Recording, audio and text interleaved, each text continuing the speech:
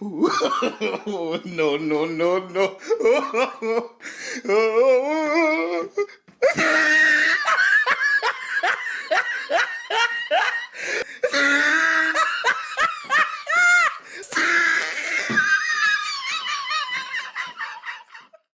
Oh man, when I say this anime just won comedy of the season, or might win comedy of the season, maybe even this year, and it wasn't even trying to either.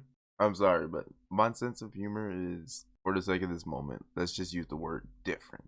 I love comedy, even when it's trying not to be. On a serious note though, the Tamayomi episode was really good.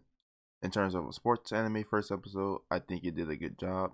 Actually, I think it did a really good job. It followed the formula and did pretty well. Watching this, I was constantly thinking about Diamond No Ace because that is what I'm currently watching right now on the side. And I say all the time that Diamond No Ace, even though it's critically acclaimed great, it doesn't have a good first episode, especially in terms of sports anime episode. And to me, it has one of the worst sports anime episodes, like top two, top three, one of the worst. But Tamayomi beat it out by a lot. I didn't expect this show to intrigue me so much, to be honest.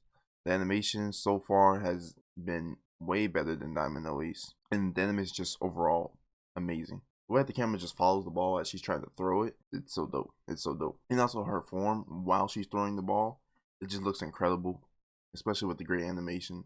It all looks nice. Coming into this though, I thought I was going to get a Yuri baseball sports anime. At least that's how the cover was looking. That's how the artwork for the show was looking quite Yuri Baitish for me. I'm not the only one, especially when I was looking at the comments after I finished the episode. And there were a few other people who also thought this was going to be some sort of Yuri sports anime. And as a Yuri connoisseur, I was really hyped. I was. But unfortunately, that was not the case. But it is what it is there. But I think I talked enough about Diamond Oasis and the animation.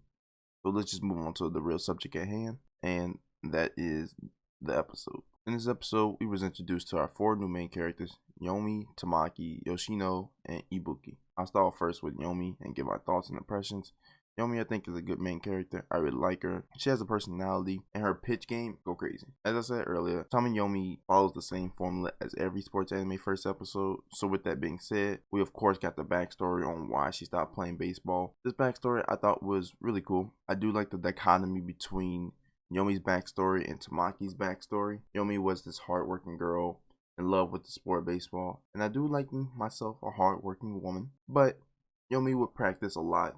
Time after time of constant practice, she developed her new pitch. She can now curve balls now, which, by the way, those are some weird ass curve balls because of the way they aim for the player's face, and then they suddenly drop down into where the catcher is supposed to be catching the ball. Her pitch is going to be extremely hard to hit. I'm looking forward to like who is going to be our monster antagonist to hit those. As the backstory continues, Yomi continues to use the pitch as a weapon in games, but it's a double-edged sword because even though it's a great pitch that no one can hit, the back catcher cannot catch it either. And so by the back catcher not being able to catch it, they of course would get like a drop ball and end up losing the game, or losing a lot of points to end up losing the game because of that. And I really felt that when the back catcher told Yami to stop throwing the pitch because she can't catch it and she don't care enough to catch it, and Yomi's just kind of disappointed because that's something she really worked hard on about. After hours and hours of constantly training, she finally mastered her new pitch and she's not able to throw it. I really felt it. But then also the back catcher ended up pointing out how all the girls on the team were not playing the sport or not taking the sport seriously. They just wanted to be on the team just so they can make the applications look better. While Yomi is over here playing the sport because she actually enjoys it and is trying her best. And because of this event, or these events, she gives up on playing baseball, and so that explains why they all got put out in the first round. But the thing is, I wonder how did they make it to the playoffs if they were like this bad or this demotivated, I guess. But the backstory was hidden. I really like it. I also like how it played in with Tamaki's backstory because hers was the complete opposite. Whereas Yomi played with unmotivated players, while Tamaki played with two motivated players. The tasks she was supposed to do were too much for her to handle, and she was just on a really hard-working team. I really do enjoy these backstories and how they relate to one another. I like Tamaki a lot. She's actually my favorite character as of right now. When it comes to the other two, though, I think Yoshina is really cool and really funny. She's pretty quirky, so I like that. As for the twin sister, Ibuki, not the biggest fan. She just right now seemed like a character who is trying to force her way into the story. She seems like she's trying to push her way into relevancy. She isn't really anything special. She tries to be funny, and for me, it just doesn't work out that well. But however, when Yoshina is funny, I do like it. But in terms of Ibuki, she's just a background character who's existing for me. But that's it for all the characters that we get introduced into the series so far. And we got a sneak peek at the end where we get to see two new girls join the baseball team next episode. So that'll be really cool to see them. And hopefully they're at least better than Ibuki, at least. Now, I believe this is really good. That first episode, the animation was absolutely fire. The comedy, well, let me touch on the comedy real quick.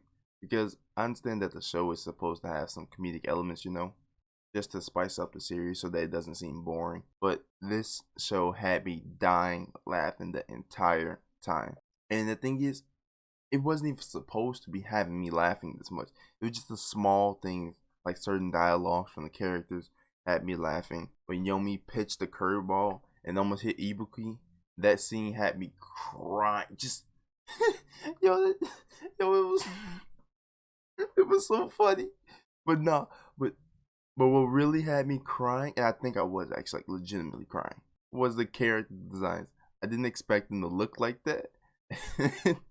And like why are their legs so beefy and thick, but they're also super short? It don't match. Yo, that yo, that was so funny. Oh my god. When that scene popped up and it zoomed out on their legs, oh, I couldn't help. I was crying. That was so funny. When I tell you though, when I tell you that had me in tears, the character designs, oh man, they got me with that one. But I do believe that is it for the review. Unfortunately, there is no Yuri going on. Hopefully, we get some sort of Yuri bait. I want something, man. I want something. I miss my Yuri shows. I need me another citrus or blooming to you. However, I really did enjoy the episode of Sapphire No Ace. I'm looking forward to the rest of the season. I'm looking forward to seeing the villains. That's what I'm really curious about. I wonder, because this is a pretty upbeat and nice show, I wonder how they're going to do the opposing teams. Are they going to make them extremely menacing of some sort? Because I like myself a good villain. So I really hope they do a good job when it comes to the villains of the show or antagonists. So I'm really looking forward to that. The animation was fire. I hope it stays consistent throughout the entire season. But the episode was just great overall. But that is it for me. Hope you all enjoyed. Can't wait for the next episode. Thank you all for watching, and goodbye.